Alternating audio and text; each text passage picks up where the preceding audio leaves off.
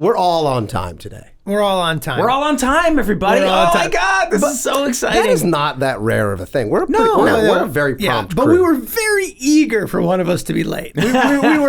We were excited. We were like giddy about, Glenn's in the office, but he's not in the room We're yet. gonna get him. We're gonna get him. It's going to happen again. Absolutely. There was going to be 180 of these things, right? I mean, something like that. Happen. Yeah. I will never be late again.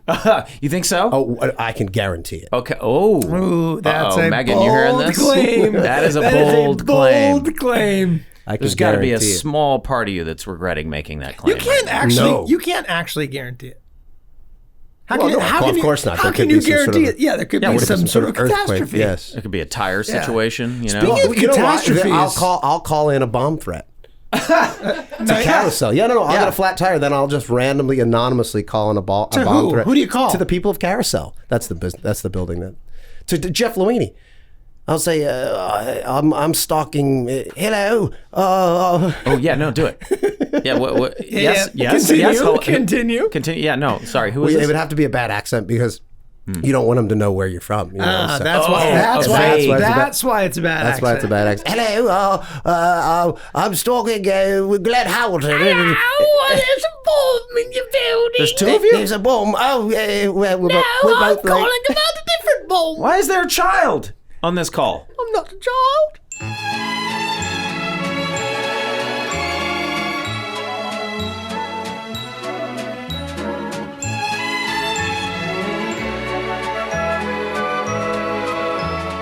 Guys, this episode is fantastic. I'm very happy. I'm very pleased with our show. Not this podcast. Good. I'm glad that you're enjoying the episodes. Dennis now. and Dee Go On Welfare. I feel like we're really hitting our stride with the show at this point. No? Yeah, I would agree with you. I think this one and the one just before it, The Gang Goes Jihad, are sort of really strong examples of where we were headed with this show. I mean, it's one of the first that with The Gang Goes On Welfare. It really starts to feel like the show in many ways to me. There were aspects of this episode that I felt, though, we were leaning too hard into displaying that these characters were awful people. Like that. Yes. What do you mean? Like the bathroom scene? Yes, like the bathroom scene. But see, okay, so one of the things I will say, you're not totally wrong about that, because it is very, very despicable. But one of the things that I really like about that is that it's that first taste of like the characters just being so completely and totally oblivious, not only oblivious to their behavior, but actually thinking that they're the opposite. You know what I mean? Like, you guys are literally saying like, oh, we're good guys. I'm a good guy. We're good guys. We're good people. And then you just spray her in the face. You're not doing it on purpose. I can't. But you're oblivious to the fact that you've done that. Yeah, I don't mind it. Like in terms of what we're going for, I just felt like the execution was like, it's like too on the nose. Like that it's like too. Obvious. I hear you, but I can't tell you how many times I posted something. I think I talked about it in the last 2 podcasts ago, where I said something to the effect of, somebody said to me that they don't like my shows. Talking about Mythic Quest and Sunny, because they can't tell who the good people are and who the bad people are. You told me about that. Okay, It's hilarious. Okay, so I posted that on Twitter, and it got like a massive response, which was great, because it was generally from the people who like. You know, the people who follow you on Twitter, the people who like your shows. Right. And yet there were a lot of people, like maybe thousands of people, who were saying things like, I didn't get Sunny at first until I understood what you were doing. Now, to us, it was like so obvious. We felt like we were making it so obvious from the very beginning. But I think it takes a little getting used to. And I think episodes like this, where you're like, it's so, we lean into it so heavily that these people are so cruel. To the point where, like, I think my favorite part of the episode, which is so on the nose, is when Frank says, he's talking to the quote unquote slaves and says, wait a second, you don't drink, you work hard. How did you get into the position you're in? And when she tries she goes to answer him, he goes, hold on, honey, and then turns around. I'm like, okay. I feel like at this point, what we're basically saying exactly what the show is. Well, and it might be a little heavy-handed, but I think maybe that I didn't mind so much. That joke I feel like is a little more subtle. There was just like 1 or 2 where I was like, all right, we're leaning so hard into it. But look, overall, I love the episode.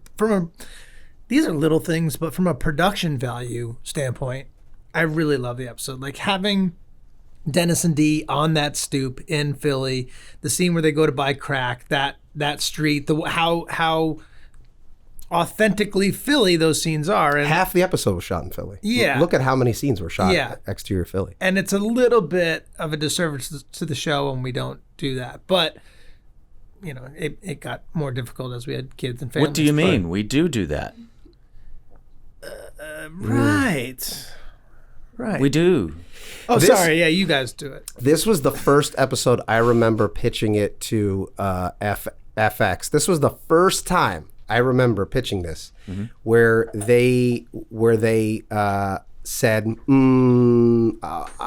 don't know about this. Really? What was their issue even with in the first season where we talked about this already, where we changed the priest to the gym teacher, they were still into the storyline. This one, when I remember very distinctly being in Venice, at the apartment that you and I shared in Venice, not Italy, Venice, California, Muscle Beach, home of Muscle Beach. And I pitched it to Nick Grad, who's our executive, and I said, I think we're going to get Dennis and Dee addicted to crack. He was like, nah, man, nah, you can't do that. And I'm like, well, no, let me explain to you why.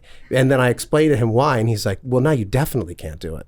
And I was like, no, we're going to do it. We're going to do it. And he's like, I don't think you should do it. And then we wound up writing the script.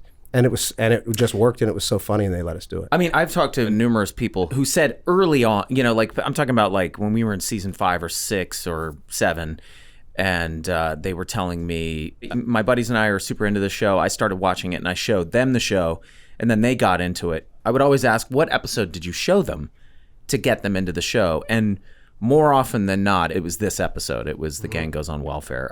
I'm not totally sure why. It must have been something.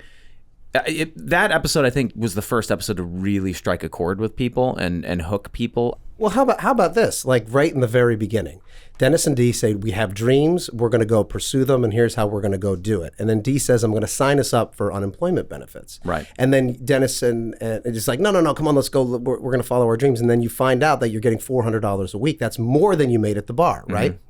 So this is literally something that the country is struggling with right now, that the minimum wage is so low and the cost of living is so high, and that right now, even though that we're coming out of the pandemic, people don't want to go back to work because their unemployment benefits are higher than the minimum wage. Yeah.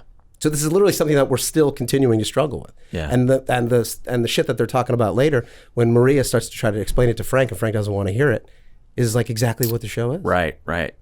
It's a shame too, because I thought we'd solved it. We solved it on Sunny. Yeah. You know what? You know what I think we did solve? Did we solve the Korea situation? No, we didn't. Did we? Damn it, we haven't solved. Have we solved anything? Well, he died. The guy died. There's still an Un. There's still an Un in there. Yeah, there's an Un. I feel like there's always going to be an Un. This was the first time we really nailed going to the title. Where the going to the title is such a good joke. Don't worry about us. We're going to be just fine. Bing, Dennis and Dee Go On Welfare. Yeah. That was the first time we really. I remember you telling me Jimmy Simpson reached out to you and told you that, and like said that he like laughed out loud. I remember you telling me that and being like, "Well, really? That's a high bar." Yeah. Because Jimmy is a tough critic for comedy. I remember he like reached out to you and said that. Oh, really? Laugh that's out loud, great. Which is good. Good. That's awesome. And the guest cast is so good. Yeah. Like all the guest cast is so good in this episode. The woman at the welfare store, Aisha Hines is so good. Is great. Yeah. In that scene. Every time she pops up in something, I get excited. She's such a great actress. She's great in the episode. I love how real she plays. My favorite thing when our guest cast comes in and just plays a very real, grounded person that is encountering maniacs and can still make it funny. Yeah. And so, there are very few actors, weirdly, that can do that. They can play it straight, play it real, play it grounded, and yet and understand that what's funny about it is their reaction to the insanity that's being displayed in front of them. And it's so funny because a lot of comic actors want to come in and like make it funny, and it's like no, it will be funny if you just react honestly to the insanity that you're witnessing. Yeah, but it helps if you're a person whose honest reaction looks funny. Yeah. like there's a version of that same woman who plays that part and does it totally honestly, but doesn't Ain't have funny. it ain't funny. It ain't funny. And yet Aisha's performance is very, very funny. It's knowing how long to pause before you react to the line, and it's all that. Yeah. kind of- it's like the timing thing. Well, like her reaction to Dee grabbing the pen is very fun. It's very real, very funny, and I don't think that was a scripted moment. I think it just happened, and she reacted that way because she's funny. Here's the thing that stood out to me. So when we asked for the book of people's images, and it's called a Facebook. Yeah. Yeah. Did we invent No. Facebook? No. What? No, it had We already been didn't invented, but we didn't know about. I certainly did not know that. I'd never heard of Facebook at that time, so that was that had nothing to do with Facebook for me. No, it had to do with a Facebook. Yes, that's yes. how they came up with a book of faces. That's how they came up with the name of the company. That's right. Yeah. Right. So we were using it the way that people traditionally have been using that word, and so did Zuck. Zuck. Yeah. Zuck. Yeah, but I think that we what- might have some legal recourse here. If we take this scene to a court of law and say, hey, God, we had it first, we might have some Winklevoss kind of money some coming our way. Winklevoss Some cred. Some Winklevossi money coming our way. Winklevossian. I would say that probably the second, or maybe third most popular meme from our show comes from this particular episode. Bismarcky stoop moment. No. Oh. No. Okay. Really? Can you guess? Well, maybe I'm wrong. meme. Oh, meme. I could be wrong. I could be wrong. But what I've seen, you guys in the top hats. Yes. I've seen that a lot. You guys in the top hats. Crying. yeah, crying. Oh, yeah. Yeah. Crying at the end. Yeah. I have seen that pop up quite a few times. There's the shots of Pat's and Gino's famous Philly cheesesteak places. Never again after season 2, right? We had a little bit of it in season 1 and season 2, seeing those locations, and then we're like, nah. After I that, don't know. I don't feel like Maybe we went back. No, maybe not. Can I confess something to you guys? Go ahead. Oh God. I've never had a cheesesteak Yeah. Yeah, we that's know. not- I've never had one. We know. We know. from anywhere. Yeah. What do you mean? You know? What is it? The nitrates? What's holding you back? Nitrates. What's I holding don't you know back? what a nitrate is. I'll be honest. I don't know what that is either. Delicious. It's deliciousness. Yeah. No, at the time, when we were going to Philly a lot, like in those early seasons, we were near those steak sandwich. What are they called? You weren't eating season 2. No, though, you weren't right? eating any. Yeah, You weren't eating You were food. off food. Come on, guys. You were on off some. food. Come on, guys. Guys, come on. No, I You didn't were, eat. you were eating pepper and honey. Yeah, you were having pepper water. Oh and yeah, honey yeah. and- You guys, I did the. Okay, let's talk about that. Let's get into it. I did the master cleanse. Biggest mistake of my life. What an absolute gut destroyer that was. That was just awful. An awful experience through and through. And I wish I hadn't done it. Anyone who's thinking about doing the master cleanse, which is the lemon. Don't get sued. Don't get sued by the master. Oh, the master. It's the lemon. God, what is it? Paprika? It's No, I nothing. don't know. It's starving yourself. And It's lemon. It's hot. I can remember what it hot is. powder and honey. Honey, No, yeah. no maple syrup. Maple syrup. And paprika. Yeah. That was and the you big just one, eat yeah. that all day long. Eat it. And it's awful. And it absolutely destroyed my my intestines for about a year. I also lost way too much weight and looked so skinny in season 2 because I did it right. I think I did it while we were writing season 2, which was also just torture. Yeah. yeah. Torture. Oh God, just don't do the master cleanse. I heard somebody saying they were going to do the master cleanse the other day, and I'm like, what year is it? We played No. We played a baseball game, like a group of us for, I think it was my bachelor party. Yes, it was. And Was I on the cleanse? you were on the cleanse, and we did like shirts and skins. Or something with the teams, and when you popped your shirt off, we did shirt, skins, and bones. Like it was like playing baseball with a skeleton, and I was concerned. But you bounced back. We You bounced wound back. up writing that into a whole episode, didn't we? Yeah, we had. did. Yeah, because yeah. You kept In the Miracle episode, he's faint.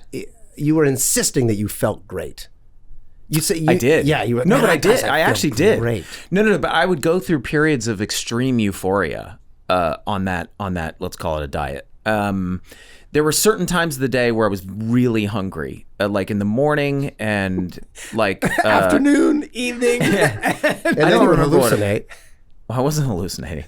It did sustain. I mean, it does sustain you, like in a weird way. And I'm telling you, like I think anyone who's fasted for a long period of time can tell you, like there's like periods of like real euphoria. I mean, So in a way, I did actually feel amazing. It was only That's like your maybe, body's defense mechanism to make dying not as bad. It's possible. It's like Yeah.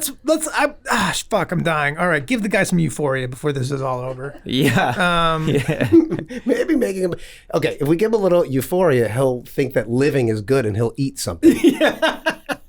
Right. Life's worth living. Remember how fun living was? I do remember the very first thing I had was like a handful of like just a couple of like almonds. I had like a couple of almonds like when I was coming because you have to ease yourself off of it. I did it for 10 days. And you orgasm. No, I mean I literally got so high off those almonds it was absolutely insane. And then I had like vegetable broth after that, and I was so fucking high off of that. It was unreal, man. It was incredible.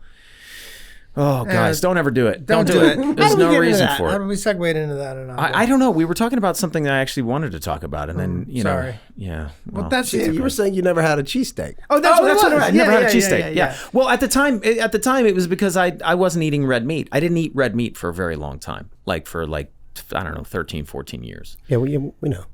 Well, yes, but this isn't for you, you fucking idiot. You said, guys, I have to make an. No, I said, guys, I have to make an confession. I'd never had a cheesesteak. Yeah, to me and Charlie. You're saying that to me and Charlie. I've never told you guys I've never had a cheese. But How do you know in the last... I started eating red meat again like 7 or 8 years ago. How the fuck do you know I haven't had a cheesesteak between now and then? I can surmise based on knowing you for the last 17 years that you've never had a You guys are cheesesteak. acting like you've never seen me eat like a breakfast burrito or a big pasta dish or like French fries. I eat that shit all the time. That's true. You're back That's on true. it, and it's encouraging to see. It's encouraging. That's true, but I can still guess if you laid out 10 things. If you laid out 10 things, like 10 shit foods. Yeah. Okay. And I know that you do eat some shit food from time to time. I bet you I could pick out which shit food you did eat and which you didn't. Okay. What's scary about Rob is I feel like he knows shit about you or me better than we know about ourselves. Like he's spying on us in a way. Like He's spying on us? Well, Yeah, are you I'm spying on us, collecting man? information Yes, that I he's can use to collecting- leverage. No, so weird. I just notice. You're so I weird. notice what you eat and what you don't eat. You notice things that maybe the other person might God, not get know. off me, you creep. Jesus Christ. That's He's so creeping creepy. on us all day over here. Fucking, I didn't realize you were so creepy. How did I not realize this until just now? You're so creepy. You're a creepy guy. Name a junk food. No, we'll come up with a list.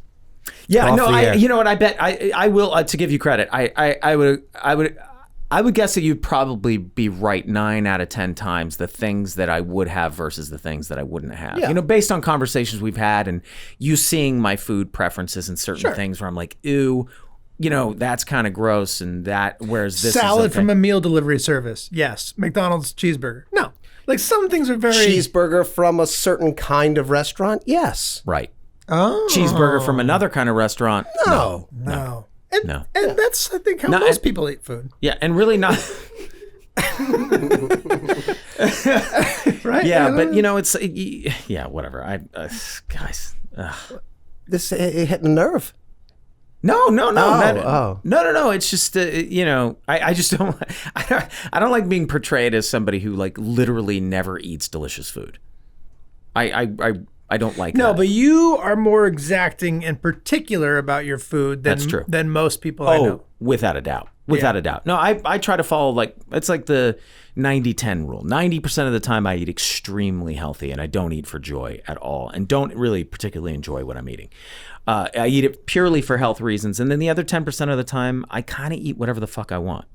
And I think it's pretty good. Look, my doctor says my numbers look good. You got your that's all I numbers know. good. I'm going to live that's- forever. and 90% of the time it's going to be miserable, but I'm going to live forever. But 10% of the time, you'll enjoy 10% of your life. And Well, and by the way, that 10% that I'm eating whatever the fuck I want, I guarantee you I enjoy it more than most people. Because Right. I've deprived You myself deprive the other yourself 90% of the time. Yeah. Maybe, well, why don't you get it down to like 60-40? Then you can enjoy 40% of your life. But then my numbers are going to go down. Not necessarily. My numbers are fine. I eat whatever the fuck I want. I bet you they're not. I bet your numbers aren't great. But I go to a real doctor. Yes, so do I. You go to a doctor somewhere who tests for things that don't even exist. Wrong. I go to a Western medicine guy. a Western Well, let's medicine compare doctor. numbers. That's what we should do. That's what we should do. Let's grab our sheets, let's grab our graphs and our charts, and let's compare our blood, urine, and feces. You will have to go to a neutral source, right? a third party to interpret the numbers. I don't trust Glenn's doctor, whether he says it's Western or not. Oh, you think he's West working of the what? number? You think he's working the numbers? Like I got west of where? West of Highland Boulevard. You go far Definitely enough west of west. the You go far 405. enough west. If you go far enough west, you'll definitely end You'll up in the be east. Back east. Yeah.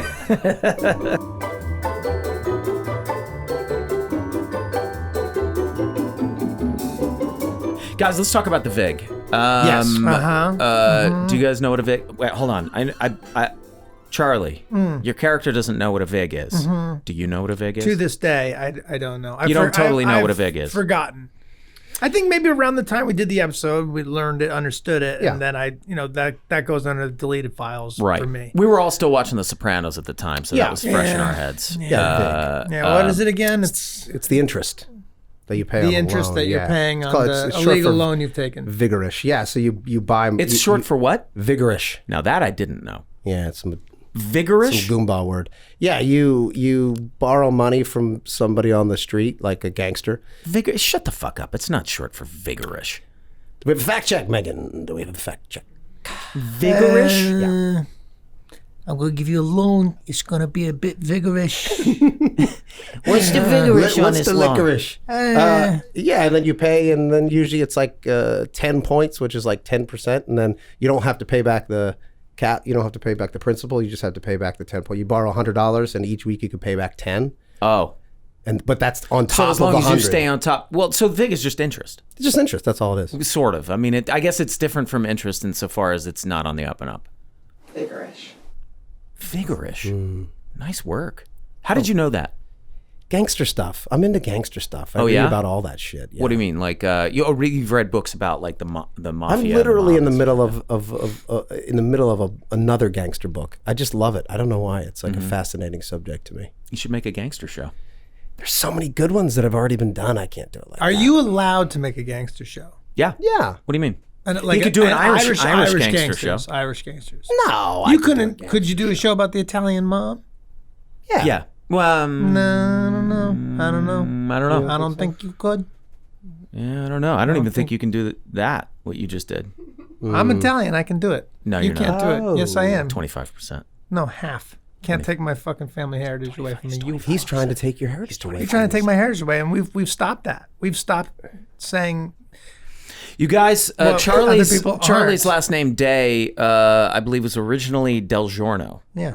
Don't dig up my grandfather and No, hold on a strip him second. of his name. I'm serious though. That's It really true. it really was. That sounded like a joke because it sounds Del like Giorno, yeah. it sounds like the kind of pizza you would have in your freezer.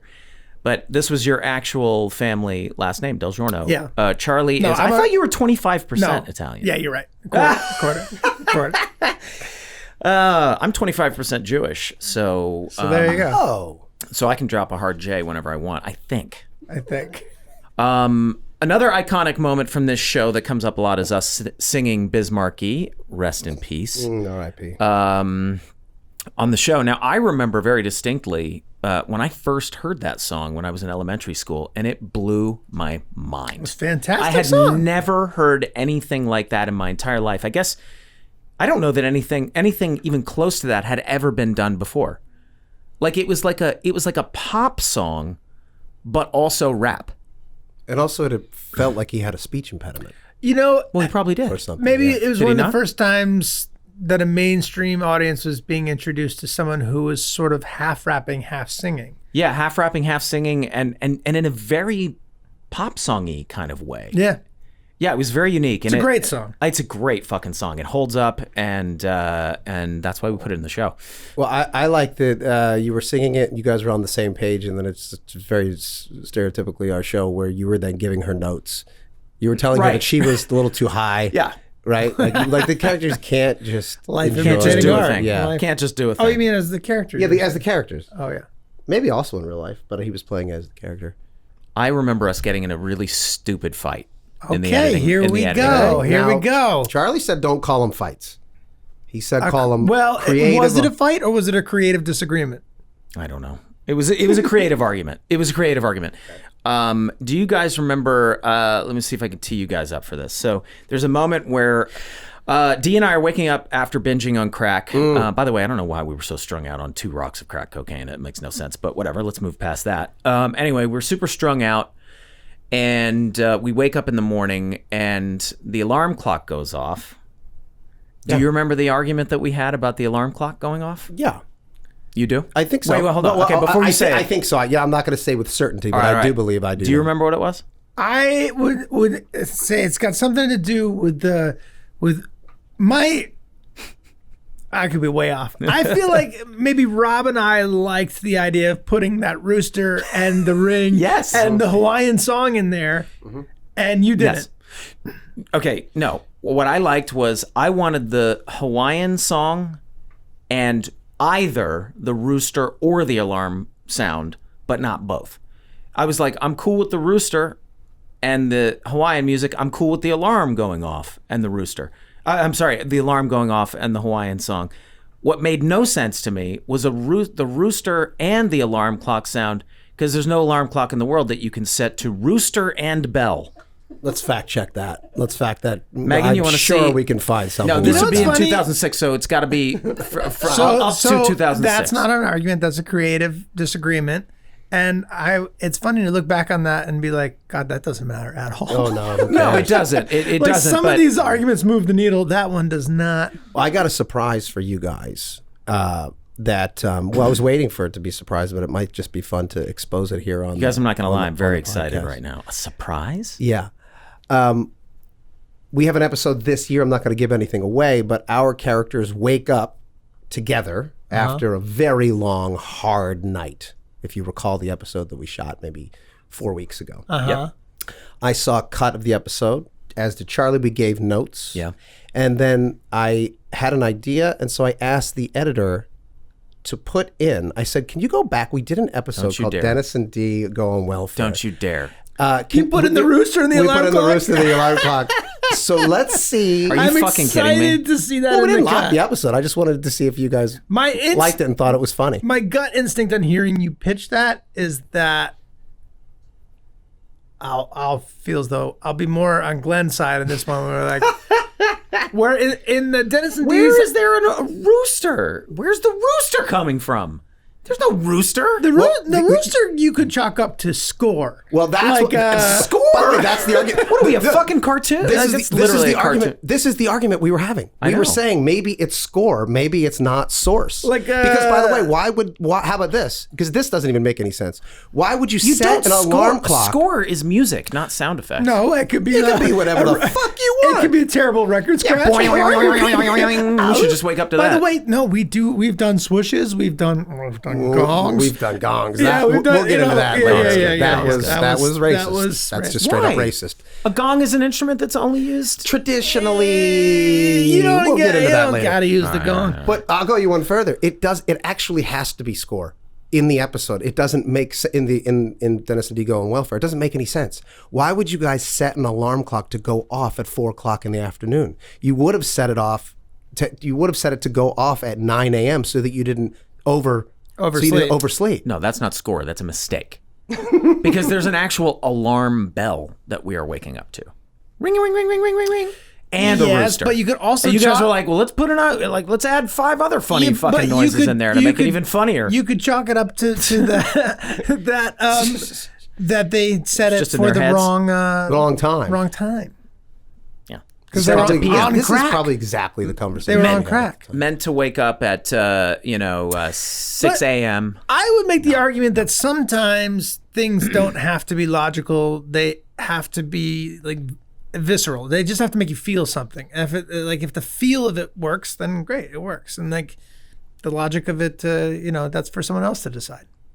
Okay. We do that all the time where we're like, well, this feels so broad to me. And you're Yeah. like, motherfucker, yesterday we just, I know. No, there's no. Yeah, there's no barometer. There's no rhyme or There's reason. no. It's either There's funny no or it isn't. playbook. It's either funny or it isn't to us, and that's all it is.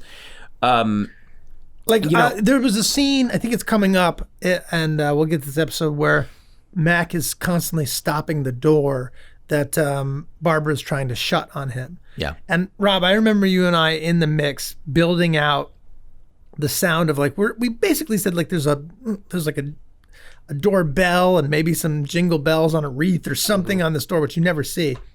But we layered in so many sounds because we're like, it just doesn't have you wanted it to have the impact of him stopping the door. You wanted him stopping the door to feel more harsh and strange. Yeah. And like, yeah. It's the same instinct that everybody has. Every fucking television show and movie that's ever been made over the last 100 years, when somebody's sipping through a straw. Oh God, that drives me crazy. You hear the ice sound every you single time. You hear it like the end of the end drink. of the drink. No matter where they are in the drink, it's. Yep. And I'm like, the motherfucker, the drink is full. Because you just wanted some life and sound to it. And then the other one is the one that we have fought against, and yet we still have used it because it's effective, is the fucking feedback from a microphone. Like as if no one's ever used a microphone ever in their lives. They have no idea there's always feedback. If you don't know what you're doing when you get up close to a microphone, it will go. Yeah. Only if you don't know what you're doing. They're like, oh God. They go up to the microphone. You hear wee. Yeah. Oh, I don't know how to use a microphone. It's not that I don't know how to use it. It's that the microphone doesn't know how to use itself. Right. Or no, it's man versus technology, and that there's comedy in the disconnect. You know that we're not robots. So if you want to really get into the nuts and bolts of why that still works, I guess. Yeah.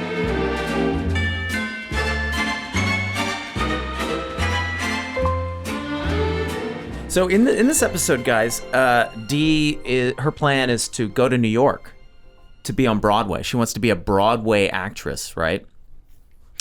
And so we've established earlier on that she's a struggling actor. Why? What are you guys looking at each other? No, I like that Charlie scratched his beard. That sounded good. Oh yeah, it did sound good. It sounded like I don't have that. Can you do it again? Can you get a little closer to the mic? I feel like that's an ASMR moment. Totally. Yeah. Charlie totally scratching is. his beard. You can make a fortune out of that, buddy. Yeah, I don't know why, but yeah. I don't want to attract that group. No. What's going on with those people? I don't know. Oh God, so weird. You guys were both struggling actors at one point, as was I. Barely. I don't know if I ever really struggled. I don't think either one. Well, what did you just came out hot? You were never struggling? The second I got an agent, I started working. You started working. And I have not stopped. Okay, so was there a time before you had an agent? Yes. Yeah, he worked on the Upper East Side for about 3 weeks at Rathbones or whatever the fuck I worked it's there, called. But I also worked down the Cornelia Street Cafe. I also answered phones. So there was a year of grinding. And a year. So what was the weird? Like, did you have some weird jobs? Yeah. Yeah. Go ahead. I answered phone for the Motown Digital Anthology. I didn't want to use what? So you remember this is brand new. You really? I've never heard this before. So you remember how? You would call in to buy the anthology. So some guy put all his money into this Motown thing, and he paid for the ad space that plays at midnight, and he had about 50 people in there answering phones, and he was making a big to do out of it. It's like, all right, here we go.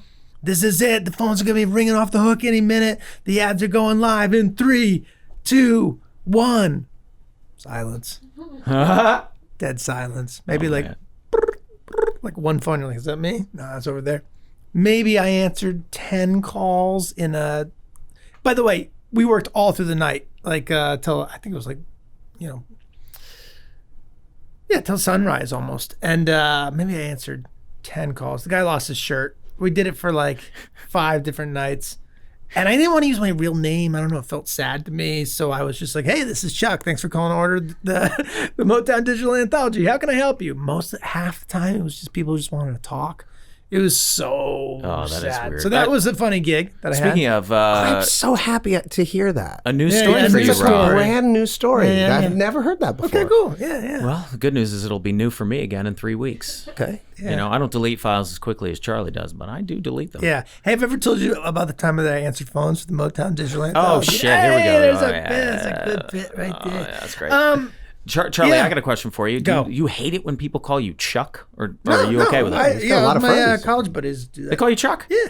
Okay, because I kind of like Chuck. I never call you Chuck because I think there are some Charlies who don't like to be called Chuck. Chaz. Chaz. I like that one. We call you Chaz all the time. Yeah, I like all Charles. those. I call you Charles a lot. Mm-hmm. Yeah, I like that. So it was 1 year in New York of, really just day jobs and not working. And then... Any other weird ones? It was funny. I got paid to play piano in a play. Oh. And it was the play was at SUNY Purchase, the college, and I had a friend who was a student there. Yep. Cheryl Bowers, she's been on the show, and she's married to Josh Driscoll, our editor. Yeah. So She's also been on AP Bio. Did you guys know that Cheryl Bowers plays my character's mother on AP Bio? No, because you don't watch the show. Go ahead. yeah, no. So she was doing a play in her last semester at SUNY Purchase, and she said, "Hey, we need someone who can play the piano and can act. Can you come and do an audition?" And I really wasn't playing the piano that much at the time, so I went up there and I kind of faked some stuff. Ooh. And Did you wear a funny little hat, like a funny little bowler hat? I don't think so.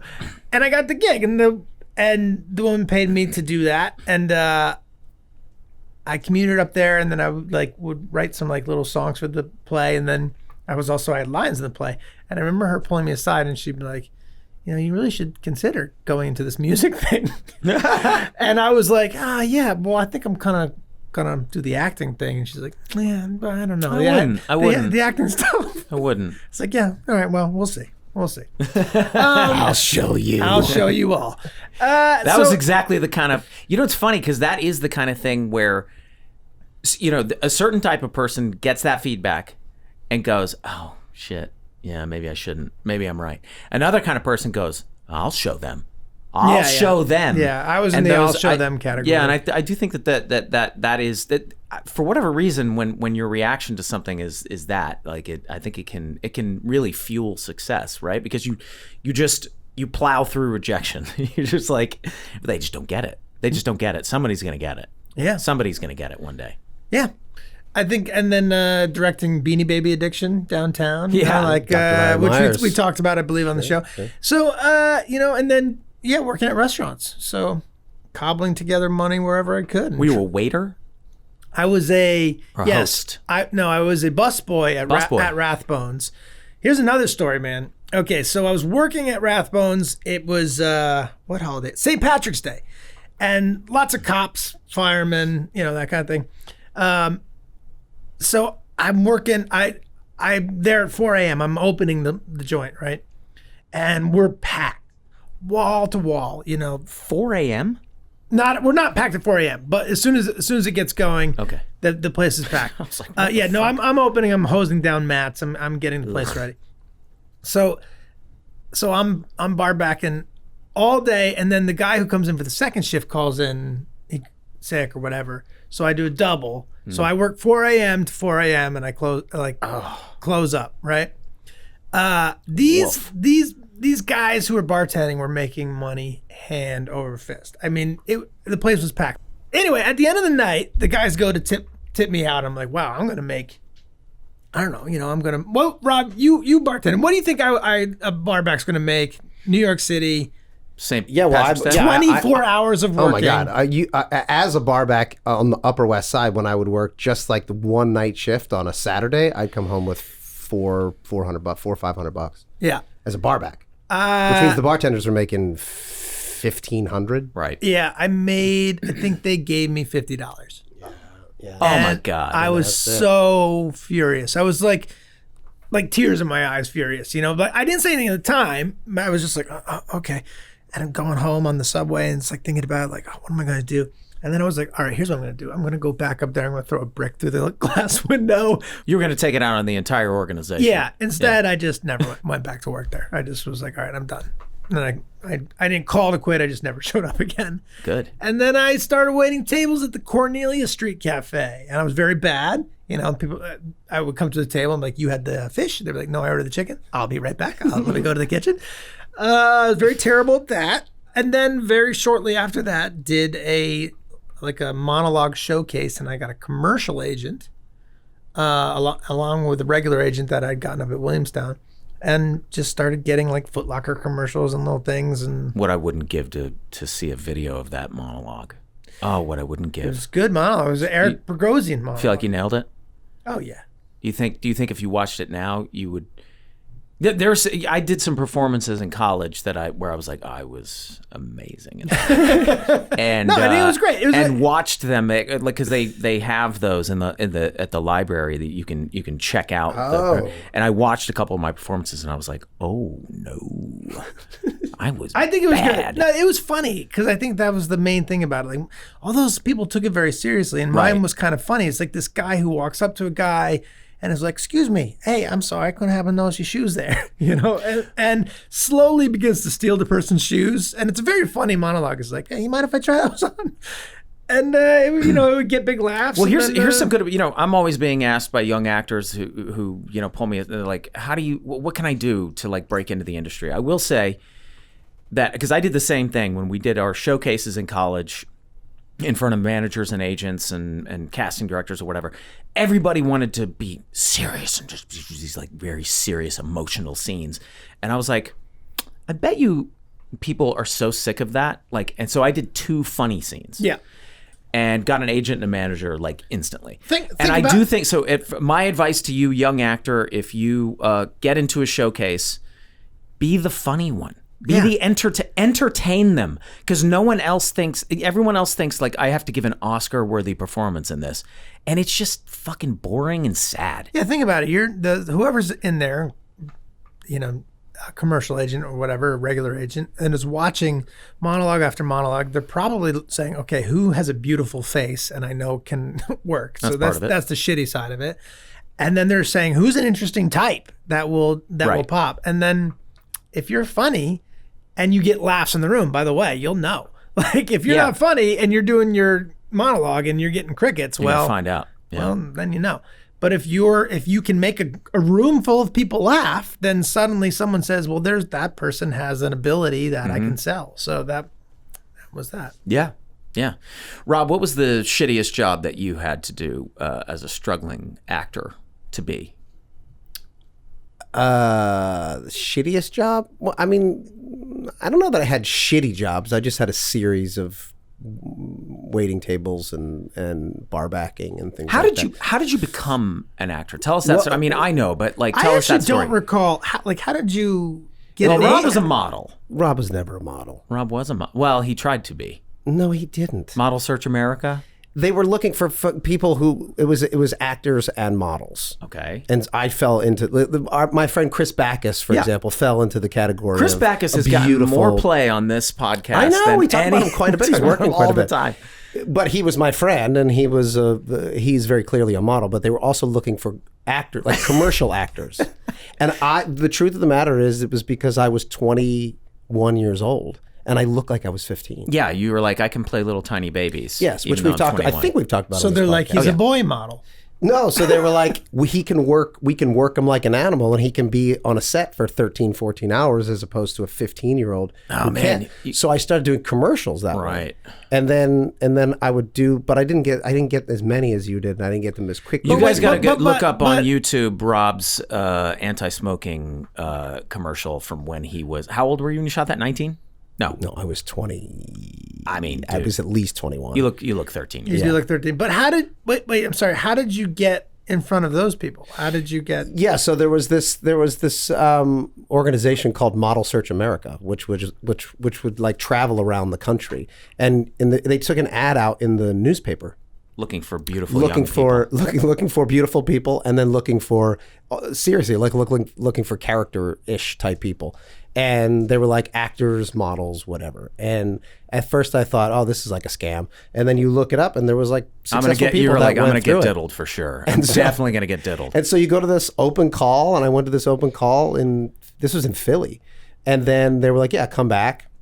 And then you come back and you go to this like event, and then you wind up like talking to all of these agents, and they basically bring you into like the modeling agents, and then they were like, huh, no, not you. And then the commercial agents were like, oh, you have an interesting look, how old are you? And then once they found out how old I was and that I could work as an adult that looked like a child, I signed with one of the biggest commercial agents in New York. Which was who? SEM&M. Right. Back to that. We're back to that. Yeah. And then Big Ed's book. And then I started I booked a commercial, and then I was like, I'm going to move to New York. And then I didn't work for 2 years. Now, I have a two-part question. How many times did you get diddled? And the other part of the question is did you just push past it? Or did you have to explain to them, I'm not actually what you want because I'm 23 years old? And then they were like, oh, well, you ruined it for There's me. a lot Maybe of, that's the thing. There's a lot of disappointment because it's like, you're not breaking the law right now. Oh, and that's And a big part of the it. excitement for them. Right. That they're like, oh, I'm ruining you for life. And I'm like, no, I've already. No, I'm already ruined. Guy, I'm 52. Yeah, I'm a grown man. I was ruined years ago, right? Yeah. I ruin other kids. What did you? Were you auditioning consistently? Were you auditioning consistently? Yes. Like, I would see all of you guys at the same auditions. I just wasn't getting those jobs. were the commercial auditions too? Like some of those jobs, none of us were getting because they were big movies and we were unknown people. But the commercials, they were constantly casting. They were, and I just wasn't getting them. Like people have like certain things that they want, and you wasn't it? I wasn't it.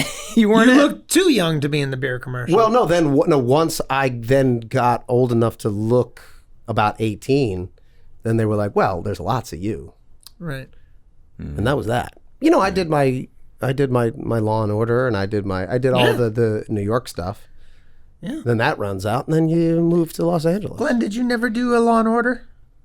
I never even auditioned for Law and Order. What? I'm like one of the only actors in the universe who lived in New York and never did Law and Order. No.